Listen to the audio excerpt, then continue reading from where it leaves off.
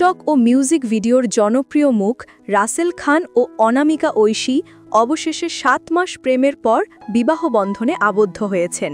২০২১ সালে পরিচয় হলেও মাঝখানে কয়েক বছর যোগাযোগ ছিল না।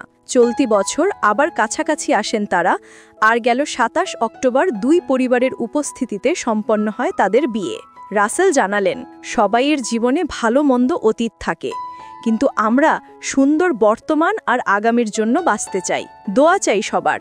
কিন্তু তাদের বিয়ের খবর ছড়িয়ে পড়তেই সোশ্যাল মিডিয়ায় সমালোচনার ঝড়। কেউ কেউ কটাক্ষ করে তাদেরকে শিয়াল মুরগি জুটি বলতেও ছাড়েনি। তাতে রসিকভাবে জবাব দেন রাসেল। অনেকে বলছিল, আমি নাকি শিয়াল ঐশী মুরগি, বিয়ে করব না। তাই তাদের সমবেদনা জানিয়ে বলছি, শিয়াল মুরগিকে ধরে ফেলেছে। প্রিয় মানুষকে আফ্রিকার জঙ্গল থেকে কুড়িয়ে আনা ডায়মন্ড আখ্যা দিয়ে রাসেল আরও বলেন, ভালোবাসার মানুষকে আগলে রাখাই আসল ব্যাপার। বিয়ের পর শীঘ্রই বিদেশে হানিমুনে যাচ্ছেন এই নবদম্পতি।